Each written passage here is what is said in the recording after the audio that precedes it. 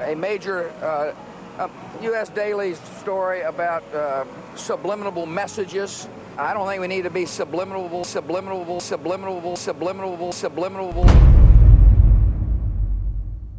Television is a massive mass hypnotist to the global mind. And what happens is it is implanting a belief in reality by the minute. And then once we take on that belief implanted, when information enters the eyes, we edit it on the basis of that belief. And so what the global population is subjected to, suffering from, is actually literally mass hypnosis. And when we talk about people who kind of start to see things and see the manipulation they couldn't see before, what do we say about them? What do they say about themselves? They say, I woke up. Exactly what they've done. When people start to go, hey, I can see it now, it's like someone has gone along, like the hypnotist, and clicked their fingers, and it's like, oh, I can see it now. Mass hypnosis. And that is the greatest hypnotist on the planet, and that's the basis of why it was created. A 49-year-old unidentified man went berserk last night. Where does she get her view of the world? Shotgun. 14 people are dead, including 3 Who will be her children, role 4 others models? suffer. Never been a better time to buy. What values will she have? Whose child is she? Yours or the network's?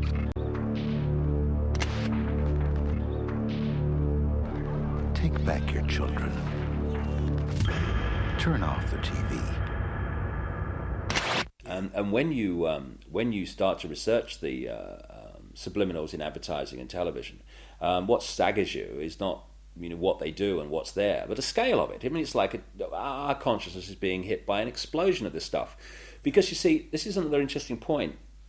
Experiments have shown that about 1.5 seconds before the conscious mind decides to take action, move its arms or whatever, speak, 1.5 seconds before it consciously decides to do that, the electrical signals have begun in the brain to do it.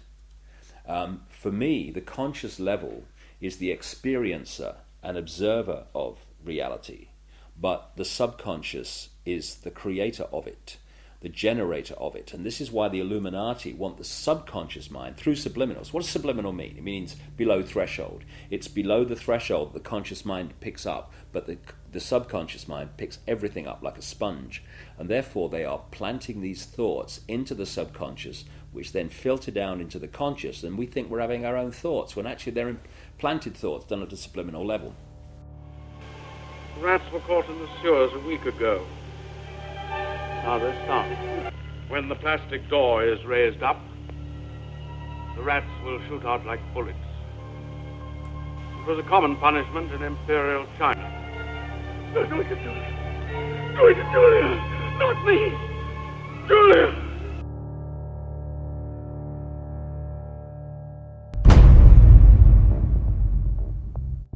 And of course this is being used, this subliminal manipulation, in politics. I mean, of course we had that incident during the Bush-Gore farce of an election, when an anti-Gore political broadcast for Bush, they put a subliminal in of rats while they were talking, but they left it up too long, and you only had to play the tape back slowly, a little slowly, and up come rats as some anti-Gore statement was being made.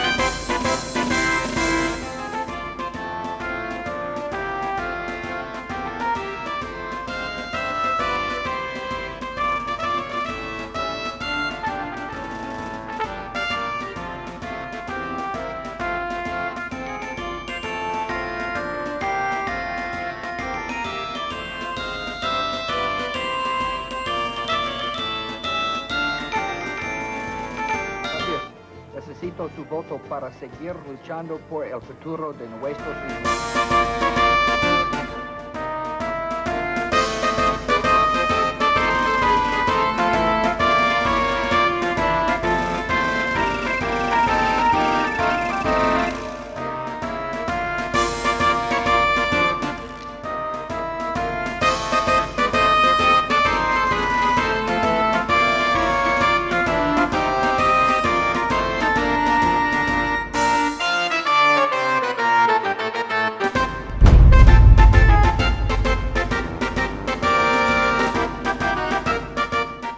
I don't believe that some of these states that they've called, like Florida, I just don't believe we've got enough evidence to be able to call the state. We're doing better than we thought, and but I feel fine.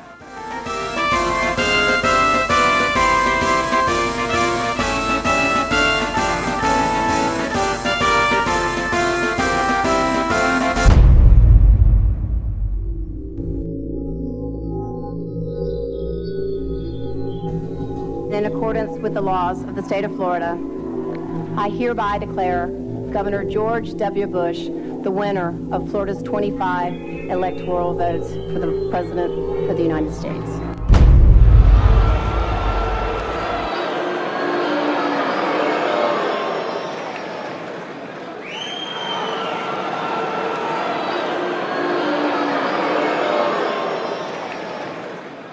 Now that the votes are counted, it is time for the votes to count.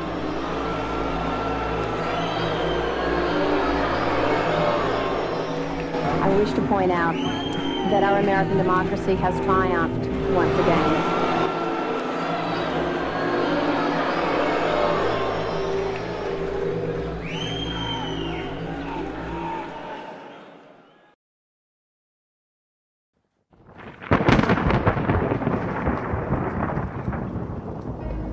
The Skull and Bones secret society was originally called the Brotherhood of Death.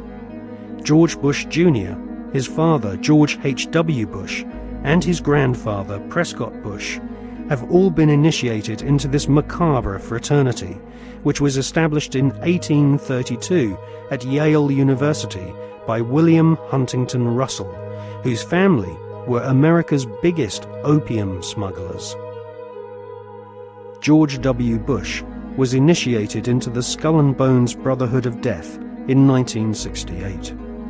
The ceremony took place at the Society's headquarters, which is a stone building with almost no windows. This mausoleum-type building is known as the Tomb. There is a small enclosed courtyard, an internal chamber where initiates lay masturbating inside a coffin, and a museum of artifacts held sacred by the Society's members, which are all called Bonesmen, regardless if they are male or female. Many of the artifacts inside the Skull and Bones headquarters have been stolen by its members. To prove their devotion to the Brotherhood of Death, Bonesmen have robbed graves, bringing human skulls and skeletons back to their tomb and placing them in glass display cabinets. For nearly 40 years, George W. Bush has been an active member of this most bloodthirsty occult secret society. His allegiance is primarily to his fellow Bonesmen, not the American people. In order to prove his devotion to the Skull and Bones, Prescott Bush, grandfather of George W. Bush, savagely desecrated the grave of Apache Indian chief Geronimo. Prescott Bush robbed Geronimo's grave and had Geronimo's skull placed in a display case alongside the order's other treasured possessions, which include silver tableware from Hitler's Eagle's Nest headquarters in Nazi-occupied Austria. Welcome to the satanically inspired secret world of the Skull and Bones Brotherhood of Death. Welcome to the sick world of the Bush family.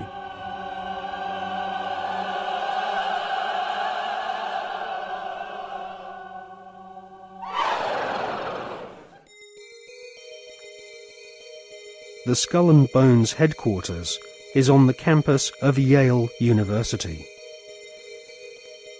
Yale is home to several other lesser secret societies, including the Scroll and Key. Alexandra Robbins is an American journalist who has written a book about the Skull and Bones called Secrets of the Tomb. In her book, she traces the origins of this cult, which was funded from profits of the Russell Company in the early 1800s. The Russell Trading Company was nothing more than an opium trading empire, which, still to this day, is the corporate arm of the Skull and Bones Secret Society. William Huntington Russell had travelled in Germany during his student years and was befriended by a disciple of Adam Weishaupt's Bavarian Illuminati. Upon returning to the USA in the early 1800s, Russell used some of his family's opium wealth to fund the building of the tomb at Yale University. Russell initiated several of his fellow classmates, including Alphonso Taft, who would go on to become the Secretary of War and ambassador to Russia. Alphonso Taft's son became President of the United States, and so a time-honoured tradition of hereditary membership of the Skull and Bones Brotherhood of Death was begun. We see this tradition continued to this day, with senior bonesmen encouraging young initiates to marry into each other's families, their sons and daughters following in their parents' footsteps and becoming disciples of this most unholy of orders. In the Hollywood movie Brotherhood of the Bell, we see an initiation ceremony, which is a common occurrence on the campuses of America's elite Ivy League secret societies.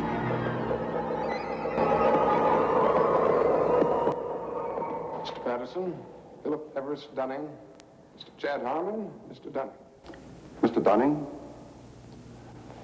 the articles and letters of the Brotherhood.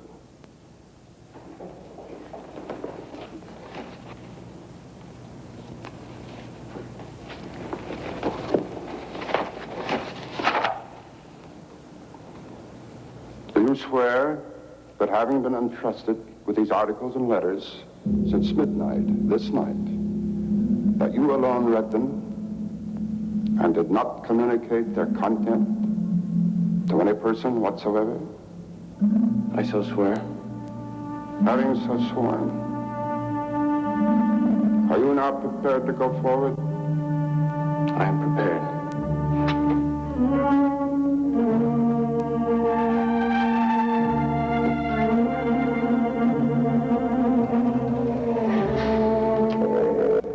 Mr. Dunning, for over 200 years, Brothers of the Bell have been initiated before the spell, and in the same ceremony, at sunrise.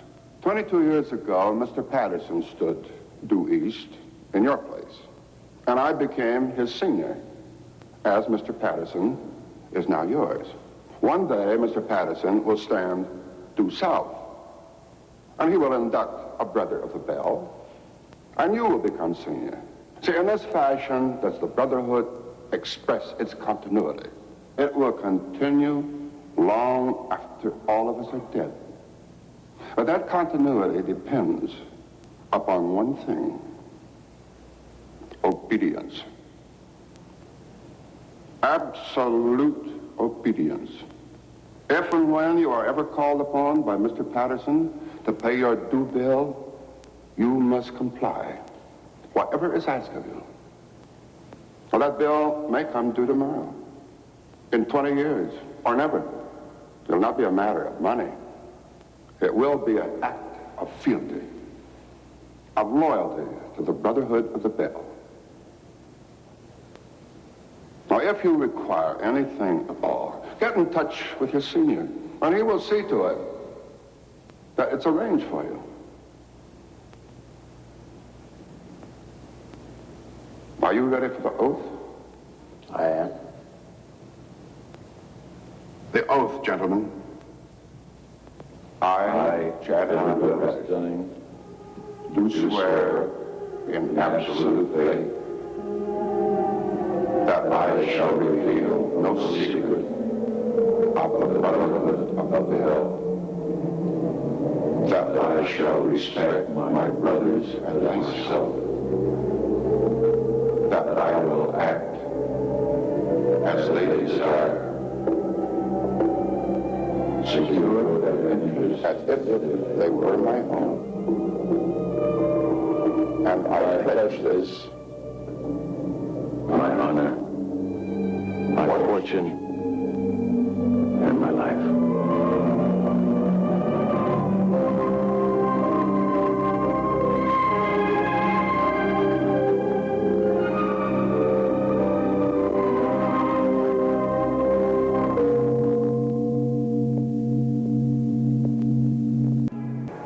You know, I still find it incredible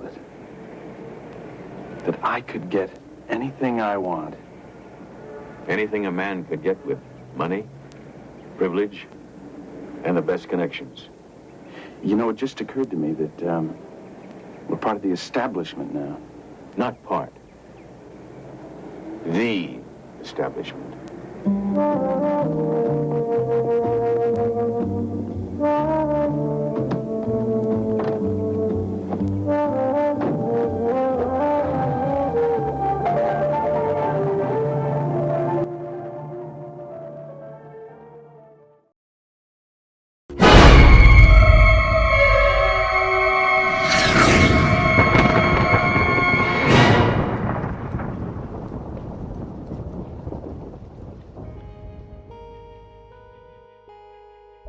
In her fascinating book, American journalist Alexandra Robbins claims to have unearthed a skull and bones plan to dominate the world.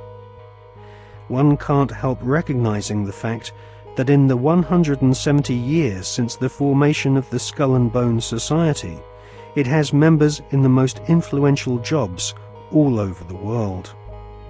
New initiates seem to fall effortlessly into high-paid jobs within banks, media organizations, government agencies, and huge corporations which earn vast profits from government defense contracts. Some researchers claim that all members agree to tithe their wealth over to the society, thus ensuring that their offspring will become future initiates of the Brotherhood of Death. The Skull and Bones Brotherhood of Death recruits members from America's billionaire aristocracy.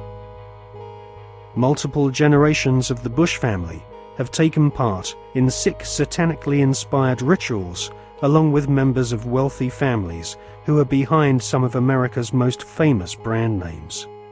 Based on the rituals of the German Bavarian Illuminati, the Skull and Bones have approximately 900 members worldwide. George W. Bush has initiated 5 fellow Bonesmen to join his administration, including William Donaldson, who is head of the American Securities and Exchange Commission. Upon initiation into the Skull and Bones, candidates are told that they must forever deny their membership. The psychological mind programming and brainwashing which goes on inside the tomb can only be guessed at, as no Bonesman has ever broken the fraternity's rule of silence. Fellow students at Yale have often said that on the night of ceremonies, blood-curdling yells and shrieks can be heard from inside the tomb. Some say the initiates are forced to wrestle in mud and are even beaten. This technique has been used by the CIA and EST brainwashing organizations who seek to wear down the subject mentally and physically using a program of punishment and verbal abuse.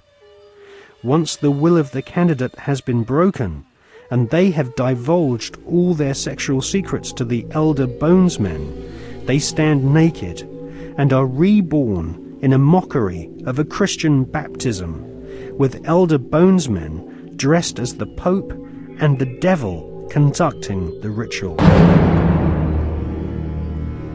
Ron Rosenbaum is a journalist who writes for the New York Observer. He secretly filmed an initiation ceremony from the top of a building near the Skull and Bones headquarters. Members of the order dress up as the devil, the Pope, and a kind of Don Quixote character.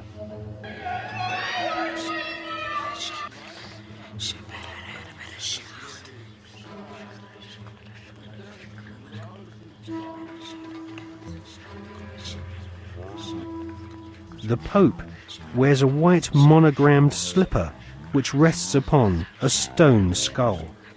Each initiate is led into a chamber where fellow members shout obscenities and abuse the new initiate. The initiates are told that they are superior beings and are part of a privileged elite who use war, terror, and famine to control Earth's human population. This callous philosophy was illustrated in the Hollywood movie Skulls, made in 1999.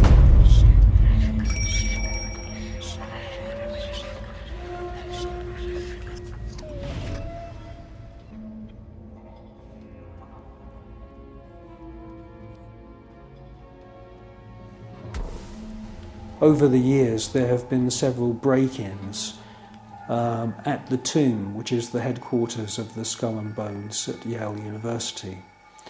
The artefacts which have been found have included membership lists of another secret society which operates on the campus called the Scroll and Key.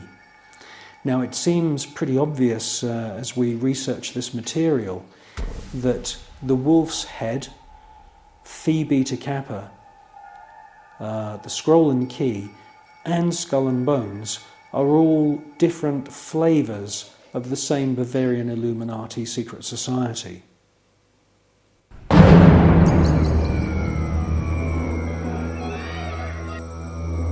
One by one, each new member is thrust to his knees and bows before the devil. A naked woman is ceremoniously assaulted with a dagger. The devil lays each initiate into a coffin, and a ribbon is tied to their genitalia. Everyone is encouraged to divulge their entire sexual life history whilst masturbating. With all their innermost secrets known to the other Bonesmen, the new initiates are threatened with blackmail if they ever reveal the secrets of this Masonic order. At this point, they are dressed in long robes and rechristened with their occult names. The Don Quixote character taps each member on the shoulder with a silver sword and proclaims, "By our order, I dub thee Knight of Eulogia."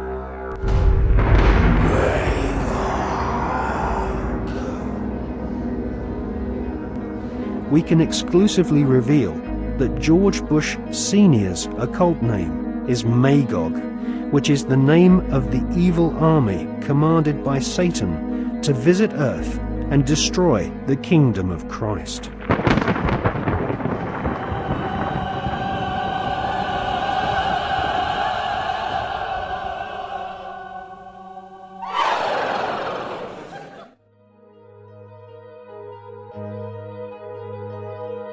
The American Ivy League colleges each have their own branches of the Skull and Bones Brotherhood of Death, indoctrinating the children of America's elite families who go on to become the captains of industry, banking, law, military, and the media.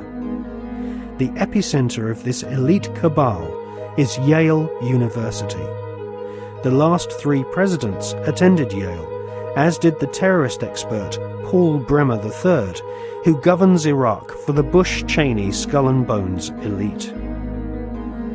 Members of the Anglo-American Illuminati network also share the same philosophy.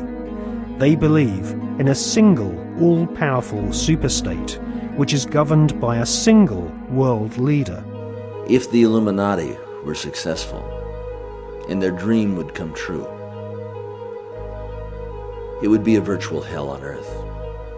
That is what the New World Order is all about. It's a living hell. It's Orwell's worst dream and nightmare.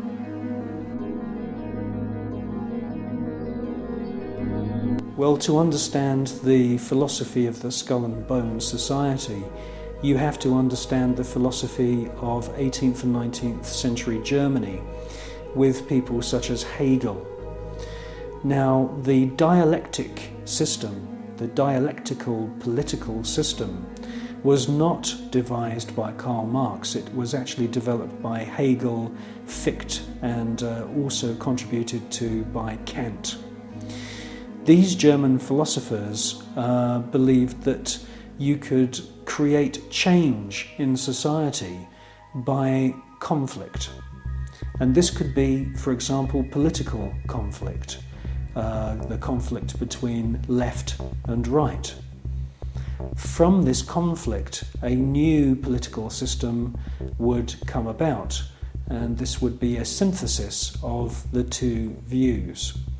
Now, that sounds pretty innocent, but in actual fact, the dialectical system is used in military combat as well.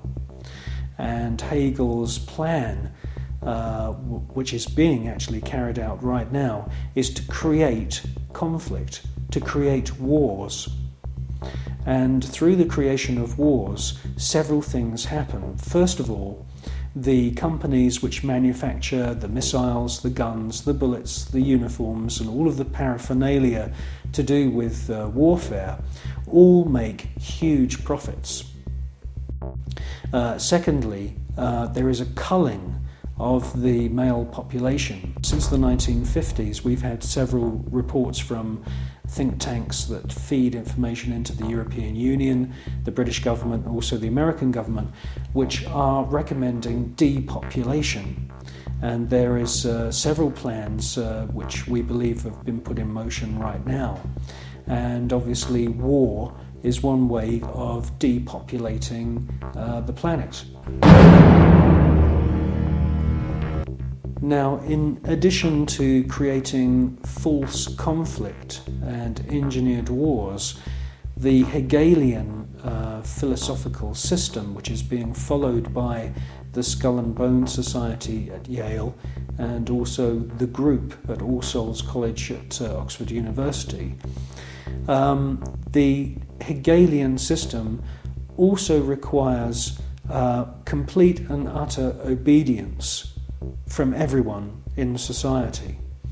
The idea of freedom, freedom of thought, freedom of the individual to choose what they want to do with their lives doesn't come into play at all under this German Hegelian system.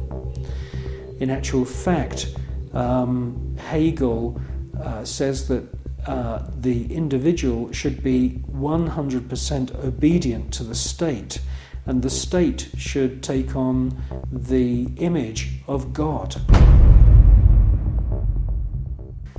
Now, in the Hegelian system, the state is all-powerful, so we should ask ourselves, what is the state? Well, the state is the elite.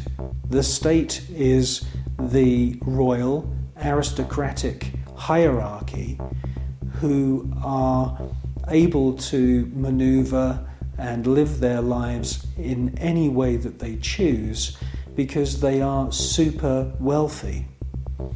Now, let's just talk about super wealth and super wealthy people.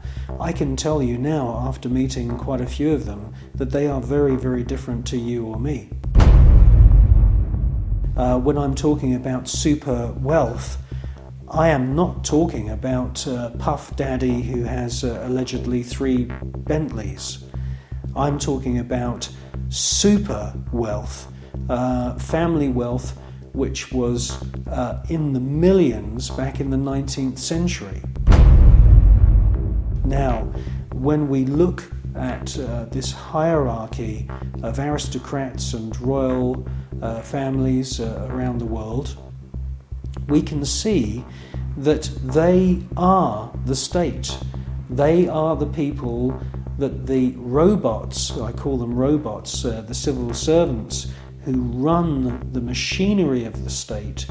It is the civil servants who swear allegiance to this elite. When you join the British Civil Service, You do not swear an oath to serve the British people. You swear an oath to serve the monarch. It's the same when you become a spy. When you join MI5 or MI6 or any of the other DI or MI agencies, and there's many of them run by the British government, you are swearing allegiance to serve the reigning monarch, not the British people.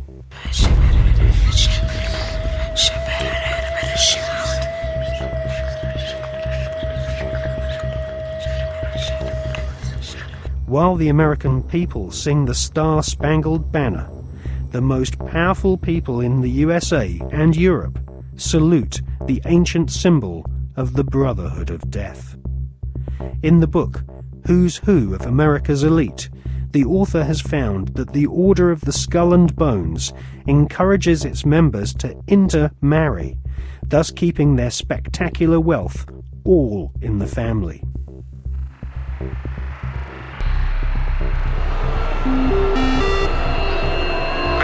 Good evening. Today, our fellow citizens, our way of life, our very freedom came under attack. America was targeted for attack because we're the brightest beacon for evil and the very worst of human nature. I've directed the full resources of our intelligence and law enforcement communities to find those who want peace and security in the world and to bring them to justice. We will make no distinction between the terrorists who committed these acts and the victims of the American economy. Our military is evil, and it's prepared. Our country is evil, deliberate and deadly evil. All that is evil, comforted by evil, and no one will keep that evil from shining. And on behalf of the American power greater than any of us, I thank the many world leaders who have called to offer their financial institutions and assistance. America and our terrorist friends and allies join with all those who want despicable chaos and terrible evil. And we stand together to win the war against all that is good and just. None of us will ever find those responsible. Thank you. Good night. And God. Alive! It's alive! Now they will know why they are afraid of the dark. Now they will learn why they fear the night. There is nothing wrong with your television set. Do not attempt to adjust the picture. We are controlling transmission. I want counterculture. I want anti-establishment. This is mass madness, you maniacs! Quiet, numbskulls, I'm broadcasting. I believe America is ready for a new beginning. The new Prime Minister of India is, no.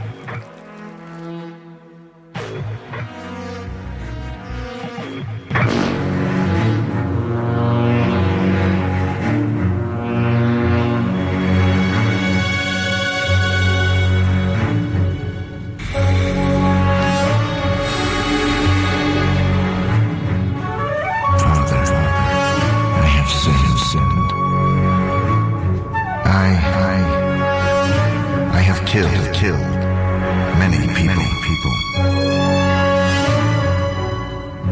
For money. Out of ignorance. Out of evil. Out of hatred.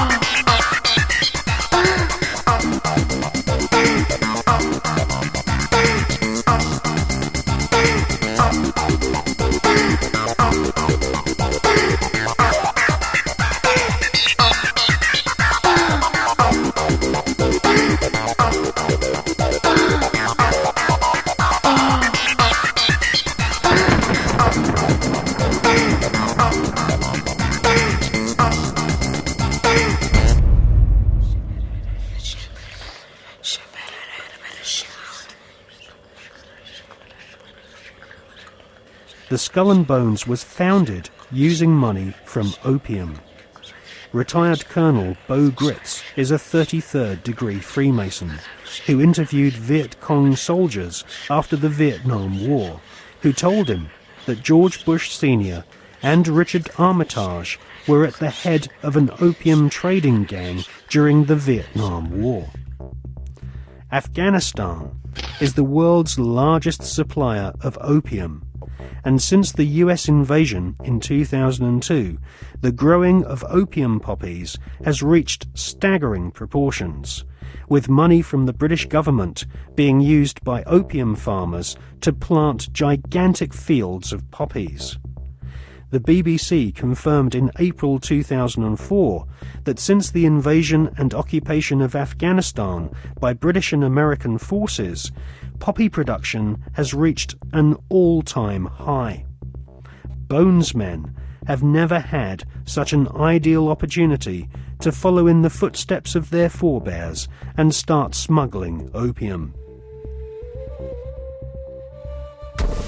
The American and British war machines are commanded by men who have all sworn allegiance to the blood-curdling murderous demon gods of the Illuminati. They are sacrificing the lives of your sons and daughters on the altar of the all-seeing eye.